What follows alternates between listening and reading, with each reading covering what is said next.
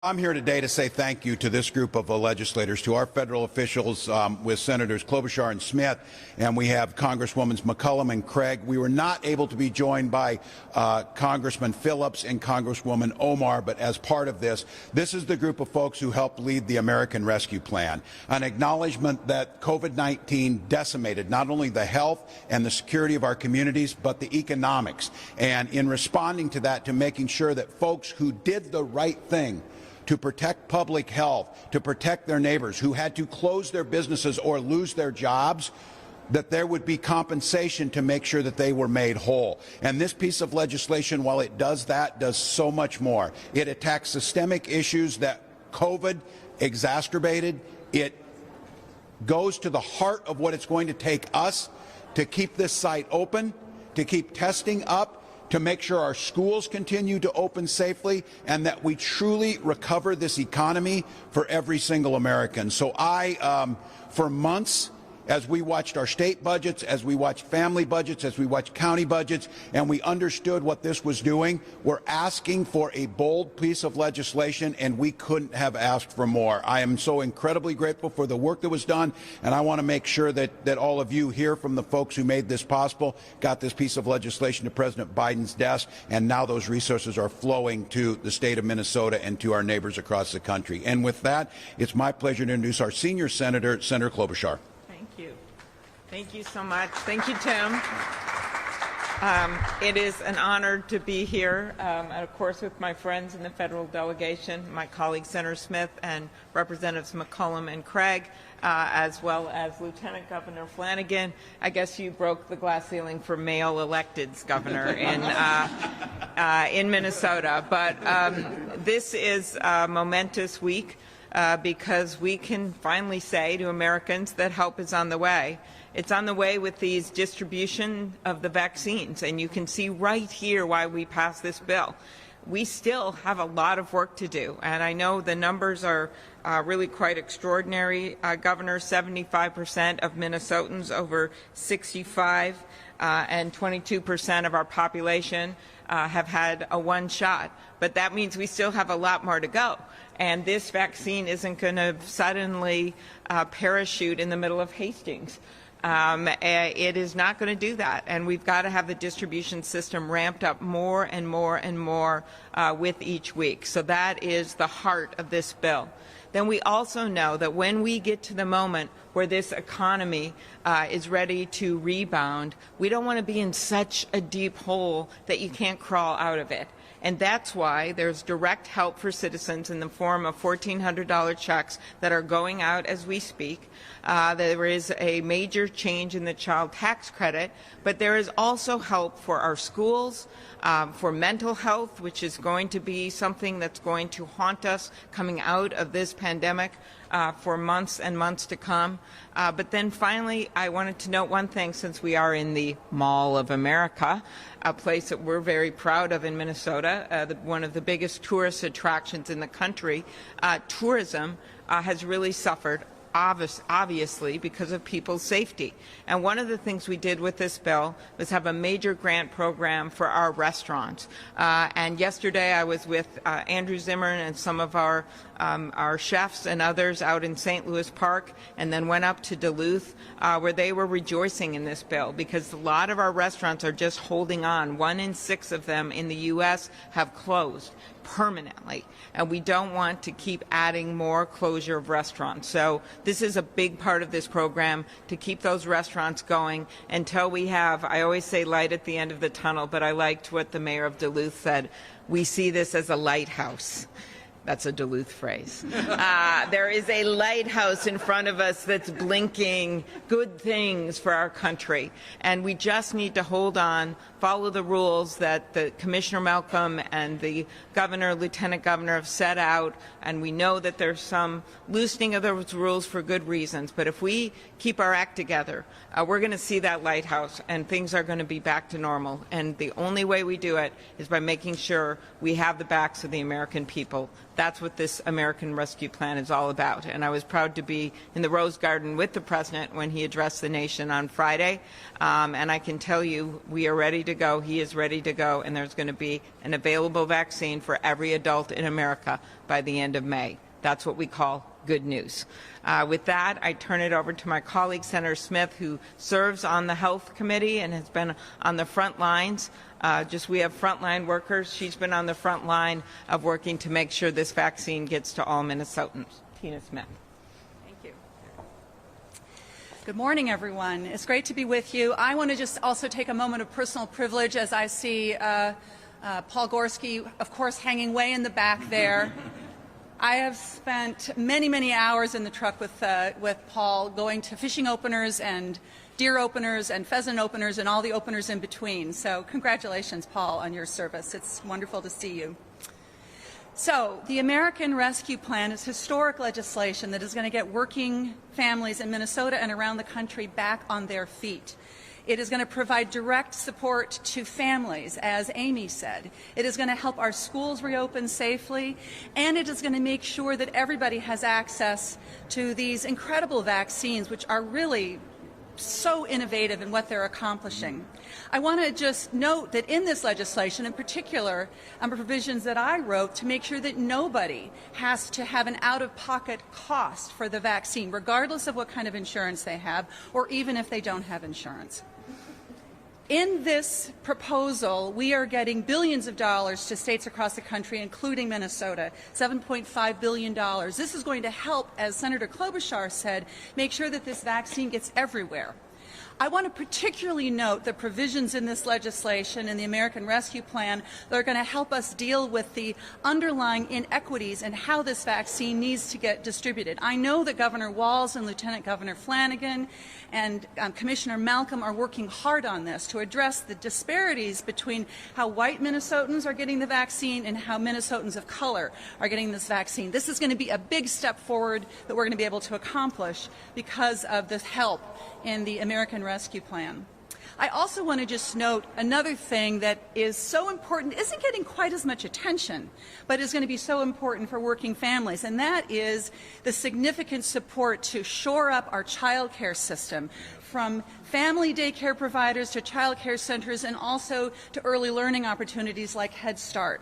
This is the basic infrastructure of our economy, and people are not going to be able to get back to work. In particular, moms are not going to be able to get back to work unless we have a child care system that is there for them. 11% drop in workforce participation for women in Minnesota over the last year. Those are workers that we cannot afford to lose in our economy, and our families cannot afford to lose that income. So I'm proud of that provision that will make a big difference for families.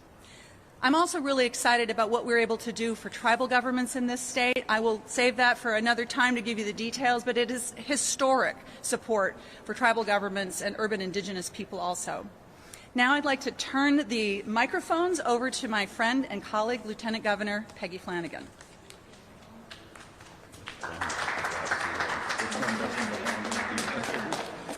Well, thank you. Good morning, everybody. It is a really good day. Thank you, Senator, and thank you to this amazing team of women and a really important man who got this done. I think we have been waiting for a partner as Minnesota has been battling the COVID-19 pandemic, and many of us have had our lives deeply impacted by the pandemic, and we now are able to see that relief and what it looks like. So the American Rescue Plan shows that we have a partner now. As the governor mentioned, the measures in this bill provide direct payments to 85% of Americans and critical funding to first responders and resources to supercharge Minnesota's vaccine response, what we see here today at the Mall of America, and expanding that to folks across the state. But in addition, of course, to the public health threats that we have seen from COVID-19, we also have seen the deep inequities that are facing Americans and facing Minnesotans that Senator Smith mentioned as well. And so we know that the American Rescue Plan really invests in folks who have been struggling.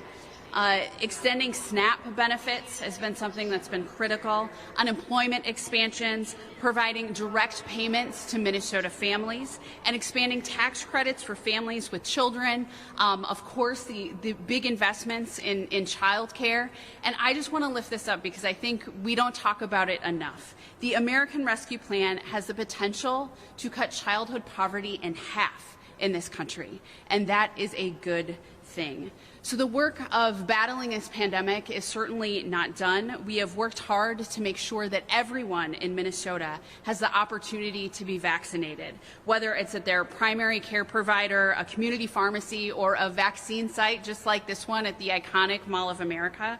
The American Rescue Plan has done that and so much more. So we are just so grateful to have these incredible partners. And I have to be honest, I feel relief and I feel hopeful in a way that I haven't in quite some time. So thank you for your good work. And with that, I'd like to introduce our Congresswoman Betty McCollum.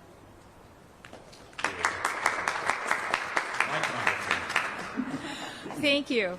First off, Governor Walz, thank you so much. Sitting in front of the TV, hearing you lay a course for Minnesota to keep people as safe as we could while we awaited a vaccine. I know you took tremendous heat for doing that, but I want to thank you, and the people that I have spoken with on a regular basis, they want to thank you too. So thank you, Governor Walz.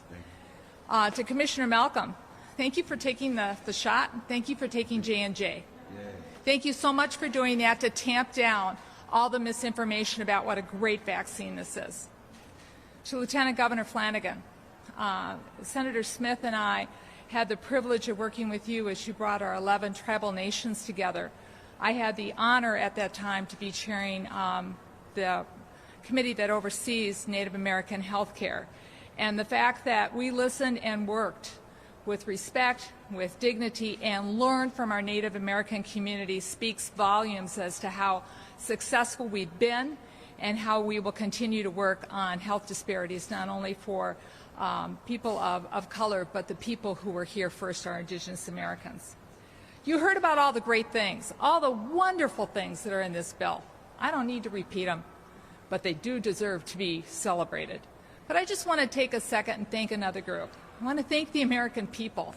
This bill passed because the American people believed in the vision that Joe Biden had with the Democrats about what we could do to tamp down the spread of this virus, to get a vaccine moving forward, and to come together as an American public to address a pandemic that is just a crisis all over the world. We had help come with Joe Biden. Help is on the way. But we didn't have any help in Congress. My congressional senator sisters here and Angie and I, not one Republican vote, not one. It cost too much. As I said, the reason why we were able to pass this bill was because of the American people. Democrats, Republicans, independents, they wanted this relief. They spoke loud and clear. We heard them loud and clear. So for my colleagues on the other side of the aisle who say, we can't afford this, we can't afford any more pain and suffering. We can't afford any more empty seats in our classrooms. We can't afford any more, as President Biden likes to say, empty seats at the kitchen table. This bill will make a difference in every single person's life. This bill will help our economy from going down along with the way it was falling when we saw our numbers rise with the pandemic. We saw our economic numbers go down. Help us on the way, folks. And Amy and Tina and Angie and the rest of the Minnesota delegation, on behalf of the Democrats, we know we have more work to do, and we're ready to get ready to work with America, all of America, the American people. Thank you. All right. Thank you so much. Good morning, Governor, Lieutenant Governor, Commissioner Malcolm. Thank you so much for your leadership of this amazing state of Minnesota. You've done just an excellent job in helping us get through this. I want to highlight just a few additional things. It has been an honor and a privilege as the representative of Minnesota 2 to support the American Rescue Plan. If there's any of us who represent a district that knows whether this bill had bipartisan support, the only Republicans who didn't seem to support it live in the D.C. zip code part-time, because this is exactly the kind of help that the American people and Minnesotans have been waiting for. This bill is going to allow us, first and foremost, to get vaccines in arms, which is so critically important. We are literally in a race with the variants around the country. It's also going to help us get our schools open safely. All of us want that. We are united. And then third, it's going to help us rebuild our country and our state, because 9.5 million Americans still fewer jobs than we had going into this pandemic, 400,000 fewer businesses than we started in this business. And in Minnesota, too, I want to make sure, and that's why we worked so closely with Senator Klobuchar, to make sure that the restaurant revitalization plan was in this business. My belief is this: if we ask you to shut your business down, the government has a responsibility to step forward and help you. So the $28 billion in this bill, grant money, not loans, to help our Main Street independent restaurants is absolutely critical. I want to highlight one more part of this, mainly because right after the CARES Act passed, the first young person to call and complain that the definition of dependence had been set at 16 years or younger was my 22-year-old from college. He had been looking at the details of this bill and discovered that his girlfriend's family was not going to be able to get this support and help. So for the last year, Senator Smith and I have fought to change the definition of dependent in every single bill. So I am so happy that Minnesotans who have 17 and 18-year-olds who we know are in the basement just like their 16-year-olds, I have 4 sons eating all the food out of the refrigerator, are finally going to get support in the form of a dependent check. We also have 19 to 24-year-old college students in this bill. I don't know how many Minnesota families had those college students come home, live in the basement. We did as a result of this pandemic. Again, eating everything out of the refrigerator. They are now included. And then finally, it is absolutely unbelievable that we left adult-dependent children out of the first 2 bills. So I am so happy to be part of this, to be able to stand up and say that this is a values vote. We are going to rebuild our economy. We're going to create more jobs as a result of this. We are going to build this country in Minnesota back better. So thank you so much, and it's really an honor. And with that, I'll turn it back over to Governor Walz. Yay. Well, I'm going to turn it right away to questions. Our senators are going to hop a plane here very quickly, so maybe start if you have questions specifically to them. But I would note it was 1 year ago today that I think I made one of the hardest decisions of my time as governor, is to start shuttering our schools to protect teachers and students. And then today, 1 year later, to be here with this incredible delegation who's delivered on this. As we said last week, we're winning.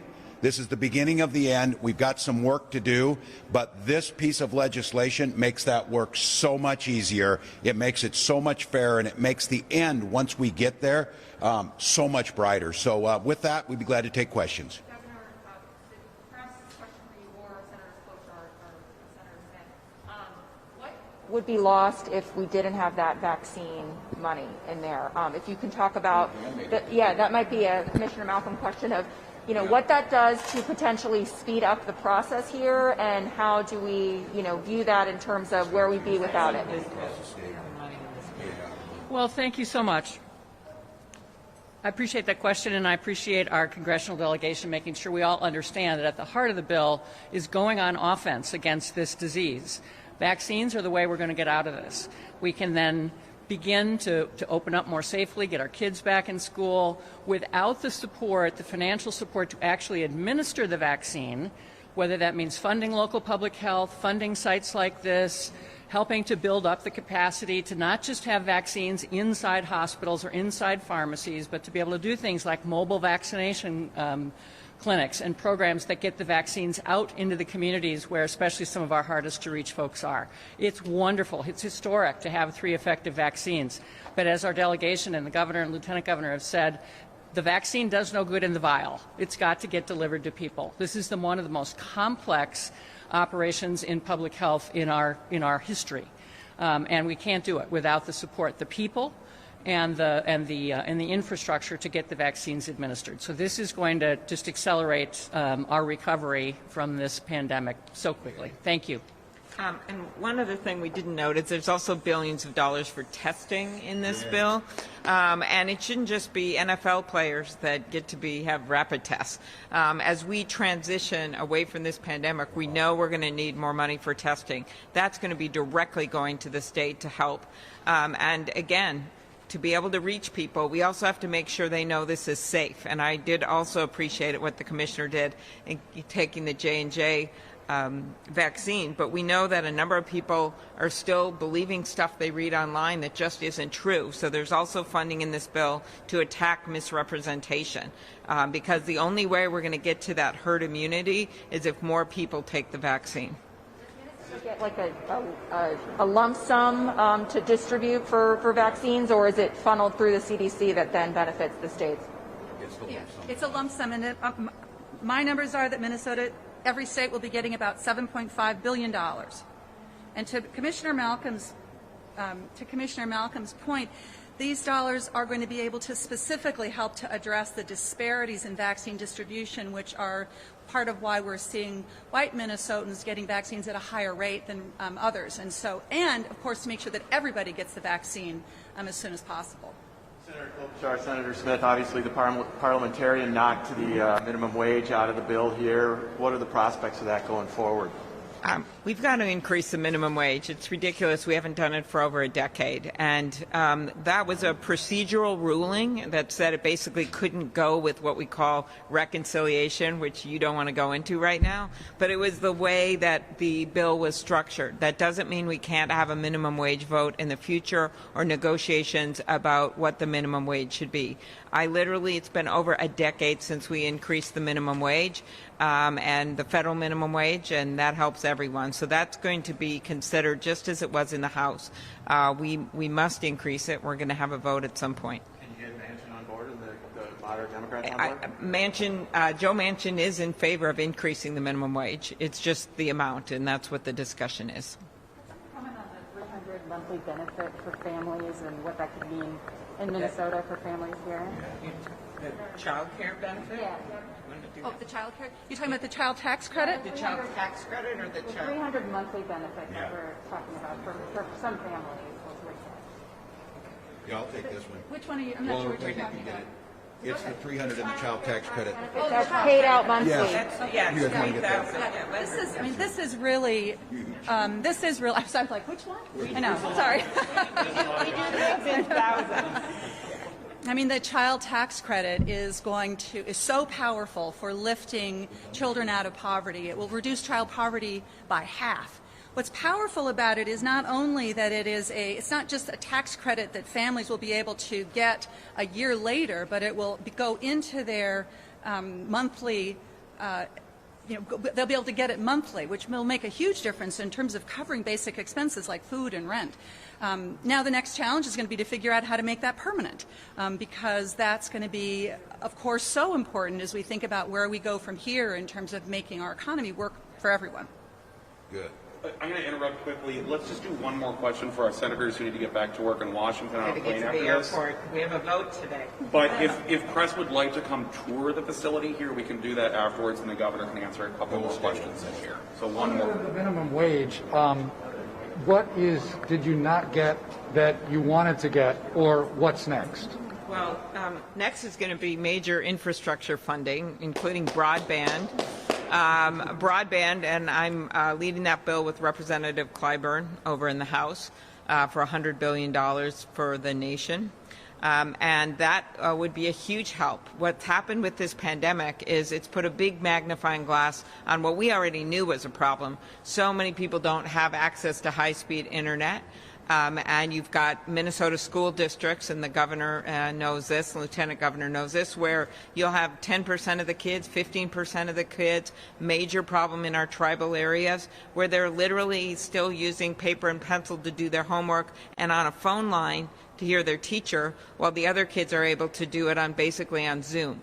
And it's not going to work going forward. Maybe you'd say, oh, the pandemic will be over. Then that's okay. It's not okay because more and more people are going to be using high-speed internet for education. This is our golden moment. We can get this out to every household in America. And Joe Biden has made Building Back Better his #1 focus, and that means infrastructure, roads, bridges, rail, buses, and the like. So that is the next big thing that we're going to be working on, in addition to the immigration bill, which is out there, and many other things. And by the way, we're still not through this pandemic, so there's more to do there. Thank you, everyone. Let's pause there. Press who want to come inside. We can do that now and answer a couple more questions. Okay. Otherwise, thank you, everyone, for coming. Okay. Thank you. Thanks, folks. Thanks, Senators. Thank you.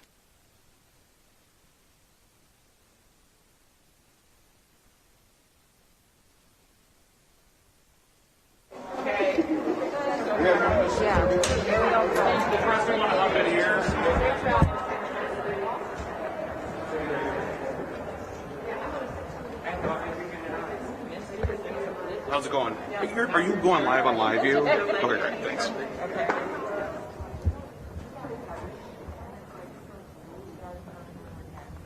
It's very blue lighting.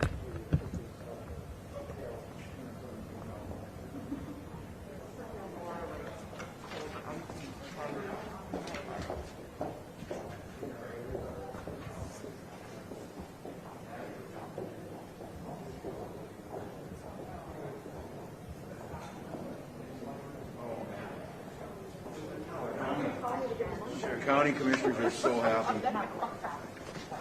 Well, we were out here when this place is bustling. Yeah. And it's amazing to see they park in the parking garage. Obvious people are here, and when they come through and they go through the lines, I was talking to people who are waiting there 15 minutes to go. They were saying it took them about half that time to park and get through. Yeah. So there were people being done within about 5 to 6 minutes through this registration process, getting in, getting done, and out. So it was, it's impressive. It's super efficient. We were at the Vikings also last weekend, and it was super efficient. Similar setup, yeah. So we have them come in from that Skyway. They check in right over here with our folks. So they've already made their appointment. So everyone who's here has an appointment. They've already answered all the screening questions, so that they know they've answered all the questions about whether they're able to get the vaccine, and then they sit down with the nurse. The nurse reviews the questions. Everything's online, and then they go sit over there for their 15 minutes, and they're out, hopefully shopping. Yeah, Folks, that's great. exactly right. That's great. And just so what all of you have done and the aid we got before and what Commissioner Malcolm and this team has done, the ecosystem in Minnesota with our healthcare partners, the 11 big systems that cover about 90%, but then we have about 80% of the landmass and folks that are out there where our smaller systems, our pharmacies, public health, all of this ecosystem together, and the ability to, when those vaccines land in Minnesota, over 93% of them are in arms within 72 hours, and the goal was to get it as close to home with no barrier as possible. And that infrastructure was built with, again, public-private partnerships, and we're set up for, if those vaccines, which we anticipate will go from 140, 150,000 a week to 300,000 is what they're saying by the end of the month, they will still all go out within 72 hours because the ecosystem is rich. So this is just one way. It's one avenue for folks to get it, but we're telling them, their physicians are calling them now. We've, of course, added more groups that will be on.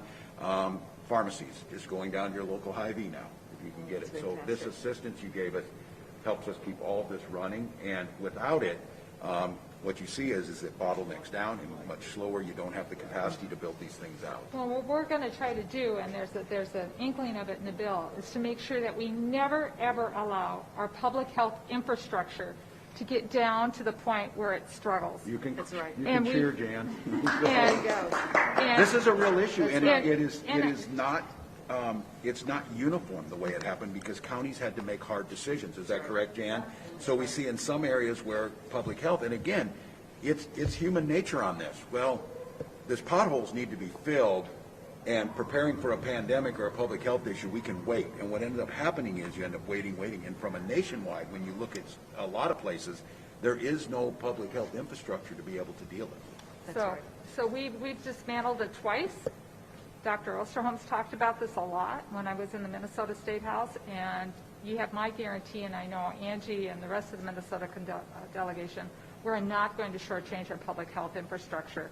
And that can be in the next phase of the bill, but there's a little help for it right now. That's why it was so important to get the money to the state. It's huge. And what they did with it, just thinking about this, what they did with this months ago when we started seeing the variant, the 117 start to show up, the B117 start to show up in the UK, the University of Minnesota, Minnesota Department of Health was one of probably a dozen states that had fairly decent capacity to do the genomic sequencing around those. But at that point in time, they used some of the recovery money to step up the devices and the staff necessary, because this is complex. It takes a day or so. And we don't have time to try and isolate, because the game going forward on this is, as you said, Congresswoman, massive amounts of money for testing to be able to control the hotspots. We're seeing this out in Carver County, to control the hotspots, to contact trace and keep this under. This is going to go on for a year or more. This is not just going to stop. Now, most of the threat, and it's going to be down, and we're going to be returning to somewhat to normal, but this is going to continue to burn. So you're exactly right. At our county health level, that's why it was so important to me that we get both state but also local community health, because we meet with our county health officials every single month at this point, and they've got to build this up, but they've been telling me that for the past decade we've underfunded. So we've got to make sure that we never, ever let this happen again. And that state and local government health, I was out in Shakopee on Saturday meeting with a number of small businesses that have survived because of the Paycheck Protection Program, but also because the local communities and counties delivered grant dollars to them. And we're going to be able to do this all over again as a part of the American Rescue Plan. Well, the first big tranche that came and the support you gave us, that Minnesota made the decision, because so much of that is on the counties, especially around public health, that the bulk of that money went directly to the counties and had them supported. So the genius in this plan is it does the same thing again. So I would say the press will go out.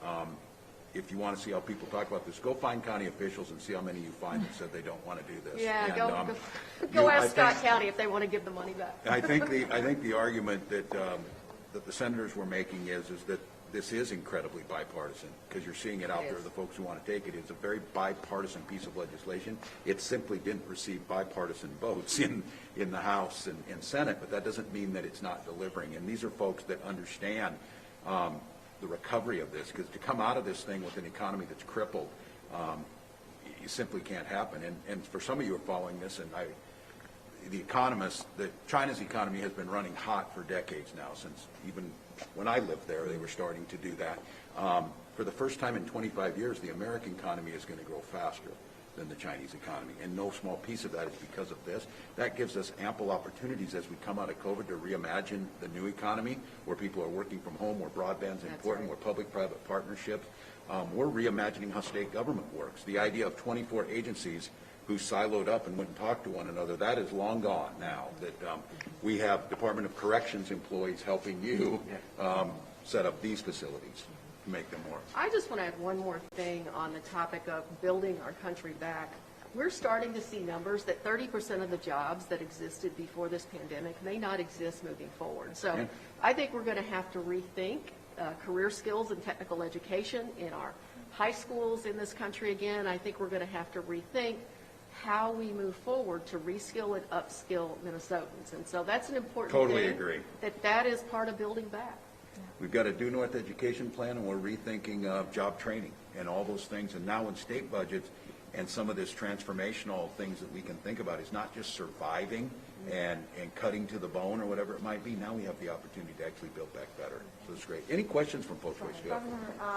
The $2.6 billion that the state is poised to get in the state budget, that's in addition to these other targeted programs that will flow to the state, including vaccine and testing money. So with that said, how would you like to, perhaps use some of that aid, because it is for COVID response and also, budget shortfalls, if there's other priorities that can be, covered from other resources from this bill? No, and I, again, thank the people of Minnesota and the work that we did to secure our budget Our rainy day fund was there, but as we've seen, those numbers continue, 55 million more this month in revenues coming to Minnesota. But it still goes back to the very purpose of our budget here in the state of Minnesota was called the COVID recovery budget. And that doesn't change. Now this gives us the opportunity to truly focus on our children, on education, and the things that, those inequities that were there ahead of time and were exacerbated. I will make my pitch again. Superintendents would like to make decisions about summer now. We know now that the money is here. We have that opportunity, so the legislature needs to move forward. I also think for that, the Congresswoman's exactly right, how we envision the future and the innovation around Minnesota.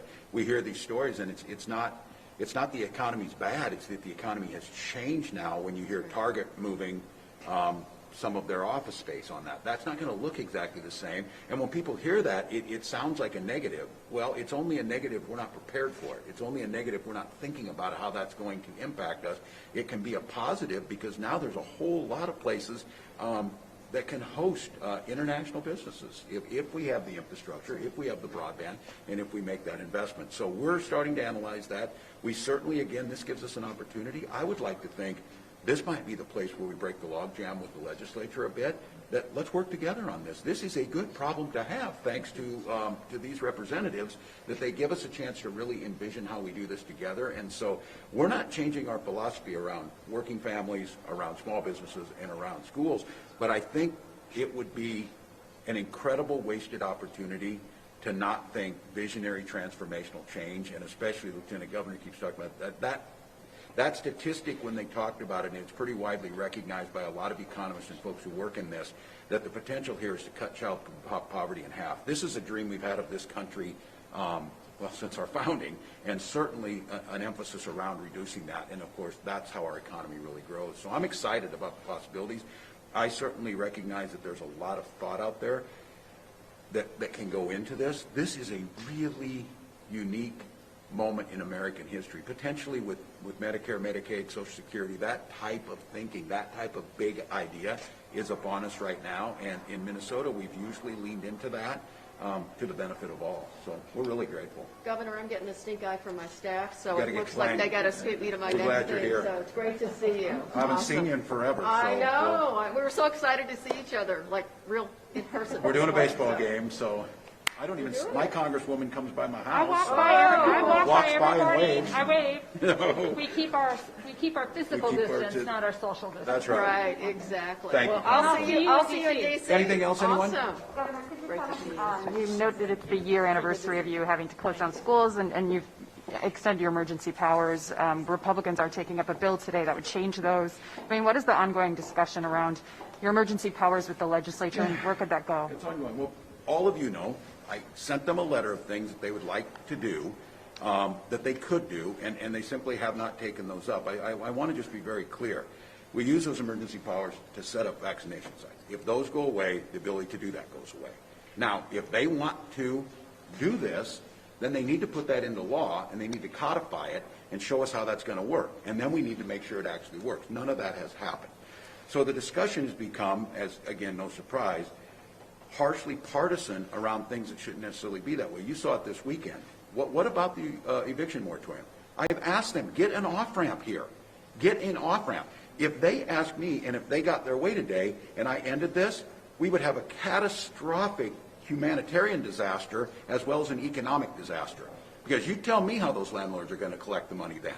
What good does it do to boot someone out and to evict them if there's no plan to try and recoup and get back? We have that capacity now. What they need to do is simply start crafting pieces of legislation that work with all of the advocates in here and start planning that off-ramp. But I hope all of you who've heard this year or month after month after month that just end this. These are the people who said the emergency was over in October and this thing was going away. Now, had we listened then and ended the emergency, I cannot imagine the pain, suffering, and death that would have happened. So things are better. We're going to close this down, work together to get that off-ramp on there, and I get it, and I've asked them, if it helps, separate the business mitigation piece from the actual operational piece of what the executive order does, vaccinations, testing, some of those things. And so I think, again, I'm hopeful, but if I were cynical, I guess it makes a good talking point to say the governor's a tyrant. Like I said the other day, If I were going to rule by fiat, I would build roads and schools and go-kart tracks or whatever things that I thought would be great. I would not close businesses and have people wear masks. I don't understand where the benefit is in that, other than it is the public health necessity to save lives. And so now is a time with this Recovery Act, with the state that we're in of moving forward. We're winning, but as Commissioner will tell you, it's still a little precarious. Now let's work together and reset this whole relationship. This needs to be closed up. It will be buttoned up. But I think the one thing is, if we need to continue to use the executive authority and the emergency powers to help work with FEMA and run these sites, this might be the last thing that I'm doing, then leave that open and allow us to do that. I think there just needs to be some trust here. That list of things I sent over could be addressed and close this up, things that the emergency orders. Now today, we just passed we just did an emergency executive order, of course, at noon today, where a lot of those mitigations are coming down. More will come down on April 1st, and I would assume if we get this right, and we'll be talking about this, there will be a lot more of those things come down in April and May. So, Lieutenant, one more quick one, and then we got to run back to St. Paul. How about this idea that they've been asking for all along, which is a working group that involves that's called government. Legislature does stuff, they bring it to us, we compromise together and get that. I thought that's what we were doing when they said, you need to give us a plan on how you're going to give the emergency orders. And I said, okay, in December, and sent them over a list. You guys codify the executive orders, you make sure people are protected from price gouging, you figure out how we're going to pay for testing and all of that, and that'll work perfectly. Nothing's come back. And so how do you have a working group? That's exactly what that was supposed to be. That they send it back over and we say, you know what, that works. That's a good thing. We can compromise and get done. I served in the Minnesota House. The working group is the committee. Yeah. It's the committees. And it's the committees coming up with legislation, going to a conference, and getting it to the governor's office. But in an emergency, it's doing it in an efficient, effective, and urgent manner. And I have not seen, I live here, right? I have not seen that happen. And we're having the same issue in Washington, D.C. Oh, you're not letting us do this. Oh, you're not letting us do that. Well, when the answer is no, no, no, no, and you know you have to go, go, go, go to address this pandemic, you're going to move. And so, Governor, I thank you, and I thank the Lieutenant Governor, and I thank the Speaker of the House for having your back on this. This is important to me, and it's important to my family, and you're making a difference, and I am very proud to represent the capital city. So I think we could find something here, but it's going to take that. But it's just this. I think the Congresswoman's right. It just becomes, we just disagree with you, so we don't want you to have this authority to do that. We don't want to wear masks, and you're forcing us to wear masks, so if you take away your power, then we wouldn't have to wear masks. Not the way it's supposed to work. And again, as I said, I've accepted responsibility through this whole thing to make decisions that aren't real popular, but I'm absolutely convinced that the numbers show they were effective.